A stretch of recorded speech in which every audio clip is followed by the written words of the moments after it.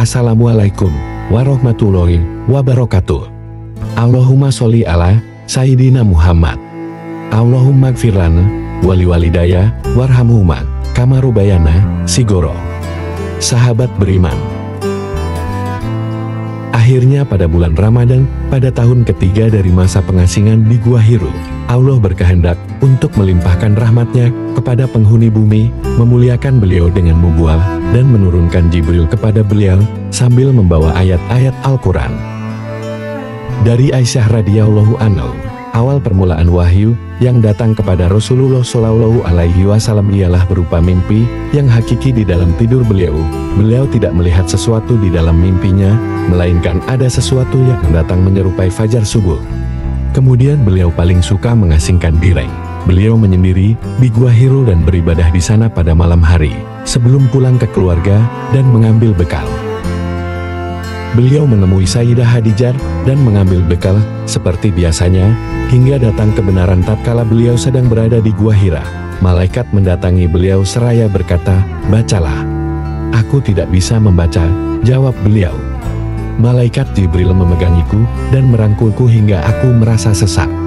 Kemudian melepaskanku seraya berkata lagi, "Bacalah." Aku menjawab, "Aku tidak bisa membaca."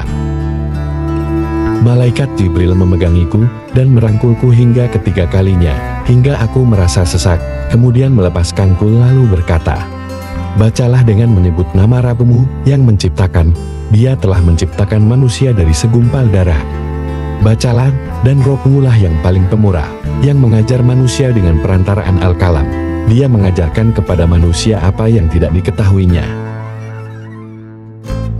Rasulullah Shallallahu Alaihi Wasallam mengulang bacaan itu dengan hati yang bergetar, lalu pulang menemui Sayyidah Khadijah seraya bersabda, "Selimutilah aku, selimutilah aku." Maka beliau diselimuti hingga badan beliau tidak lagi menggigil, layaknya terkena demam. "Apa yang terjadi padaku?" beliau bertanya.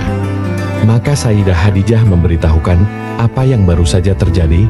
Beliau bersabda, "Aku khawatir terhadap keadaan diriku sendiri." Sayyidah Khadijah berkata, "Tidak, demi Allah tidak akan menghinakanmu selamanya, karena engkau suka menyambung tali persaudaraan, ikut membawakan beban orang lain, memberi makan orang yang miskin, menjamu tamu, dan menolong orang yang menegakkan kebenaran." Selanjutnya Sayyidah Khadijah membawa beliau pergi menemui Warokoh bin Naufal, anak paman Sayyidah Khadijah. Warokoh adalah seorang Nasrani semasa jahiliyah. Dia menulis buku dalam bahasa Ibrani dan juga menulis Injil dalam bahasa Ibrani. Dia sudah tua dan buta. Sayyidah Khadijah berkata kepada Warokoh, "Wahai anak pamanku, dengarkanlah kisah dari saudaramu Rasulullah." Warokoh bertanya kepada beliau, "Apa yang pernah engkau lihat wahai saudaraku?" Rasulullah Shallallahu Alaihi Wasallam menceritakan apa saja yang telah dilihatnya. Akhirnya Warokoh berkata, "Ini adalah namus yang diturunkan Allah kepada Musa. Andaikan saja aku masih muda pada masa itu. Andaikan saja aku masih hidup tatkala kamu mengusirmu." "Benarkah mereka akan mengusirku?"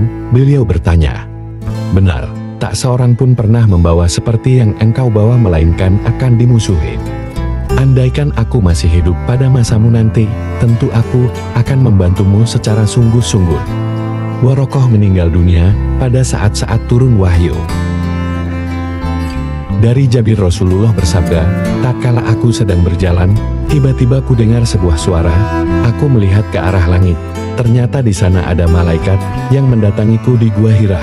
Aku mendekatinya, hingga tiba-tiba aku terjerembab di atas tanah.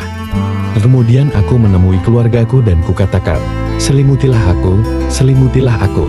Lalu Allah menurunkan surat Al-Mudatsir. Hai orang yang berkebun, bangunlah lalu berilah peringatan, dan Rabbmu agungkanlah, dan pakaianmu bersihkanlah, dan perbuatan dosa tinggalkanlah, dan janganlah kamu memberi dengan maksud memperoleh balasan yang lebih banyak, dan untuk memenuhi perintah Rabbmu, bersabarlah." Sepintas ini merupakan perintah-perintah yang sederhana, namun pada hakikatnya mempunyai tujuan yang jauh, berpengaruh sangat kuat dan nyata. Pertama, tujuan pemberian peringatan, agar siapapun yang menyalahi keridaan Allah di dunia, pasti akan mendatangkan kegelisahan dan ketakutan di dalam hatinya. Kedua, tujuan mengagungkan Rob, agar siapapun yang menyombongkan diri di dunia, kekuatannya akan dipunahkan dan keadaannya dibalik total. Ketiga, tujuan membersihkan pakaian dan meninggalkan perbuatan dosa, agar kebersihan lahir dan batin benar-benar tercapai. Keempat, tujuan larangan mengharap yang lebih banyak dari apa yang diberikan, agar seseorang tidak menganggap perbuatan dan usahanya sesuatu yang besar lagi hebat. Di samping itu, permulaan ayat-ayat ini mengandung seruan yang tinggi, sebagai perintah yang ditujukan kepada Nabi Shallallahu Alaihi Wasallam, agar beliau bangun dari tidur dan melepas selimut, siap untuk berjuang.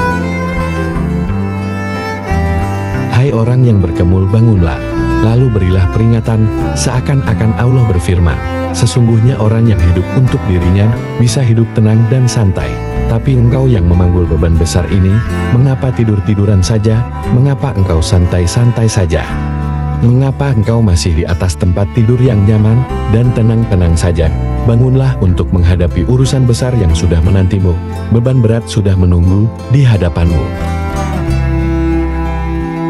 Bangunlah untuk berjuang, bangunlah, karena waktu tidur dan istirahat sudah habis. Maka Rasulullah Shallallahu Alaihi Wasallam bangkit, dan setelah itu, selama 20 tahun beliau tidak pernah diam, tidak hidup untuk diri sendiri dan keluarga beliau. Beliau bangkit, dan senantiasa untuk berdakwah, memanggul beban yang berat di atas pundaknya. Tidak mengeluh dalam melaksanakan beban amanat yang besar di muka bumi ini. Memikul beban kehidupan semua manusia, beban akidah, perjuangan di berbagai medan. Beliau pernah hidup di medan peperangan secara terus-menerus dan berkepanjangan. Selama 20 tahun urusan demi urusan tidak pernah lekang, semenjak beliau mendengar seruan yang agung dan mendapat beban kewajiban. Dua masa periode dakwah Rasulullah Shallallahu Alaihi Wasallam. Periode Makkah berjalan kira-kira selama 13 tahun, periode Madinah berjalan selama 10 tahun. Periode Mekkah dibagi menjadi 3 tahapan.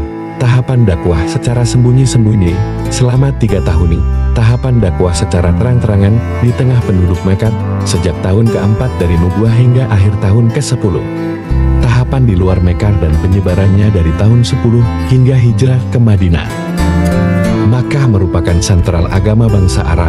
Di sana ada peribadatan terhadap Ka'bah dan penyembahan terhadap berhala dan patung-patung yang disucikan seluruh bangsa Arab.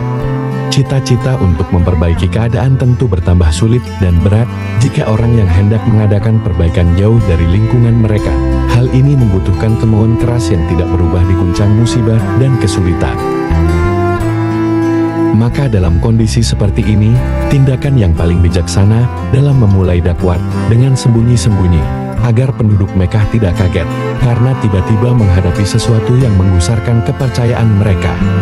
Rasulullah Shallallahu Alaihi Wasallam menampakkan Islam pada awal mulanya kepada orang yang paling dekat dengan beliau, anggota keluarga dan sahabat-sahabat dari beliau.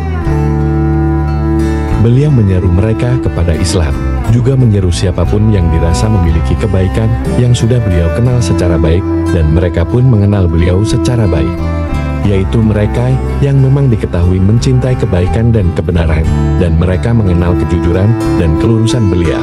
Maka mereka yang diseru pun langsung memenuhi seruan beliau, karena mereka sama sekali tidak meragukan keagungan diri beliau dan kejujuran pengabaran yang beliau sampaikan.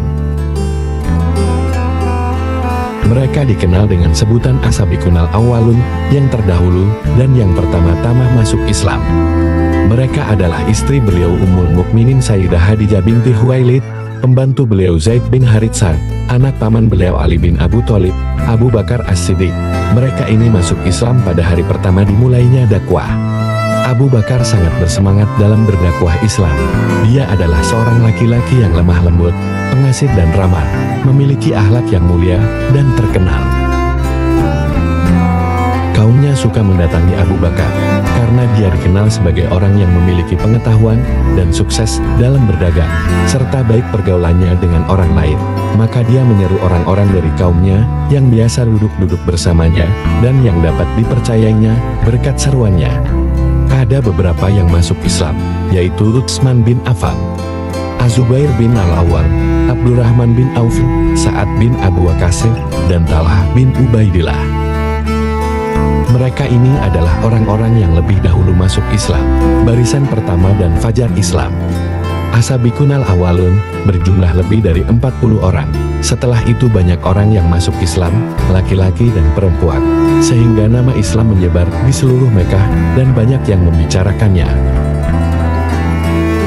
Wallahu a'lam bishawab. Wassalamualaikum warahmatullahi wabarakatuh.